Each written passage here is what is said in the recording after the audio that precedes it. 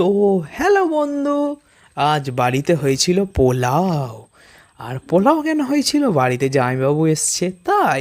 তো বেগুন ভাজাটা দেখো গাইস, ও জাস্ট ওয়াও। তো রাইস মতলব পোলাওটা এত সুন্দর হয়েছে, বাদাম কাজু কিশমিশ সেই লেভেলের, সেই কোয়ান্টিটিতে। আর এত সুন্দর হয়েছিল ধারণার বাইরে। আমি তো ভাবছিলাম রাঁধুনিটার দুটো হাত কেটে নেবো। জাস্ট তোমার রাঁধুনিটাকে দেখো, দেখতে ভয়ানক কিন্তু দাদা হাতে জাদু আছে। তো ভাজাভুজিতে খেতে খেতে আমার ভাত শেষ। তারপর ভালো কোয়ান্টিটিতে ভাতটা নিলাম। তো পোলাও আছে, মটন না নিই সেটা হতে পারে, গ্রেভিটা জাস্ট দেখো গাইস, জাস্ট ওয়াও। কী বলবো, গলা পর্যন্ত উপজে খেয়ে নিয়েছি।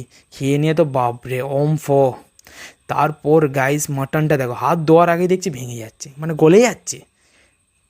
জাস্ট ওয়াও, হাতের জাদুটা খুব সুন্দর, খুব সুন্দরই করেছিল। আমি তো ভাবছি চাচু